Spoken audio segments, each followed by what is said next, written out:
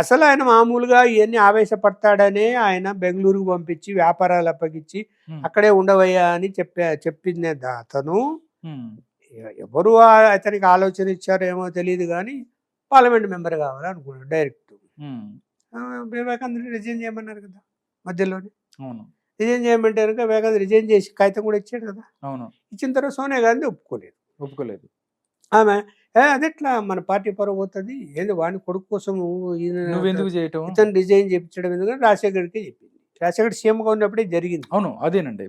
మీరు అంతకుముందు మీరు మాట్లాడినప్పుడు కూడా సేమ్, అంటే డైరెక్ట్ గా వెళ్ళి ఈయన వేసినప్పుడు ఈయనకు దెబ్బ కూడా ఏదో తగిలింది అన్నట్టు కూడా కొట్టారు అని కూడా ప్రచారంలో ఉందన్నమాట.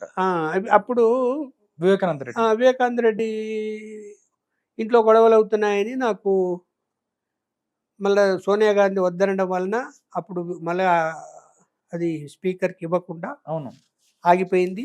దాని తర్వాత మళ్ళీ ఎన్నికలు జరిగినప్పుడు జగన్మోహన్ రెడ్డి టికెట్ ఇచ్చారు, ఇతనికి ఇవ్వలే.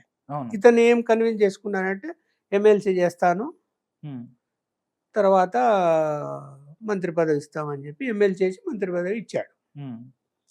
అప్పుడు ఏమైంది, అంతకుముందు అతను ఎందుకు ఇంట్లో గొడవ అయింది అంటే నాకు వివేకానంద రెడ్డి రూమ్లో పిలిచిపోయి చెప్పాడు. వివేకానంద రెడ్డి గారు చెప్పారు, ఇట్లా లక్ష్మణ్ వాళ్ళ నాయనతో గొడవ పెట్టుకున్నాడు, కోపం వచ్చి కుర్చీ కూడా ఇసిరి కొట్టాడు ఇంట్లో, ఎందుకు ఇంత గొడవలు, నా వలన గొడవలు ఎందుకని నేను అంటే ఎంపీ టికెట్ కోసం రాజశేఖర రెడ్డి గారితో జగన్మోహన్ రెడ్డి గారు గొడవ పెట్టుకున్నాడు ఇంట్లో, విసిరేసిన పరిస్థితి.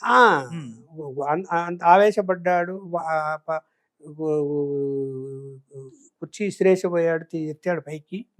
అంతా ఇవన్నీ గొడవలు ఎందుకులే అని నేనే కానీ వద్దనుకున్నా, సరే ఉండనిలేవాడని అని చెప్పాడు నాకు. వివేకానంద రెడ్డి గారు చెప్పాడు నాకు, నువ్వు రిజైన్ లెటర్ ఇచ్చావు కదా, ఏమైంది అంటే అప్పుడు ఇదంతా చెప్పుకొచ్చాడు. సోనియా గాంధీ ఒప్పుకోలేదు, మరి నెక్స్ట్ మళ్ళీ ఏమైనా పోటీ చేసేటప్పుడు అతనికి సీట్ ఇవ్వచ్చేమో, నాకు ఏదో వేరే హామీ ఇచ్చాడు అని చెప్పాడు.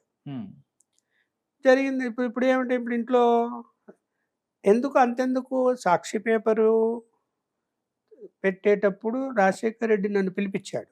సాక్షి పేపర్ అప్పుడు పిలిపించి, లక్ష్మణ్ నేను మీడియా రంగంలోకి ఎంటర్ అవుతా అని నా గోల పెడుతున్నాడు జగన్మోహన్ రెడ్డి,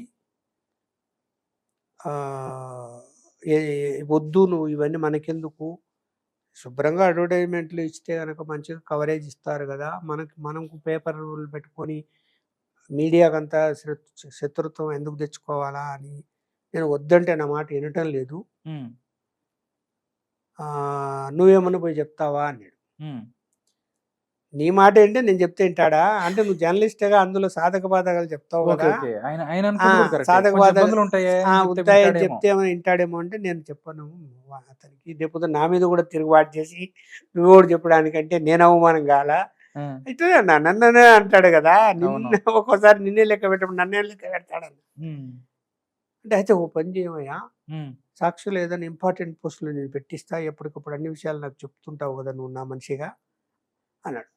నేను పని చేయను ఆయన దగ్గర, నేను పని చేయను, అతని మీద నేనే వార్త రాసిన, నీకు తెలియదు ఏముంది, అంత ఆవేశం ఉన్నోడు, ఆవేశం ఉన్న దగ్గర నేను నన్ను పని చేయమంటే నేను కూడా ఆవేశపరునే, వర్కౌట్ కాదు ఇక్కడ, నాకు ఆవేశం ఉంది, నేను తప్పుడు మార్గంలో పని లేను, ఏది నచ్చదు నాకు అనేక అంశాలు అని నేను పోను, నేను అవసరం లేదు అన్న.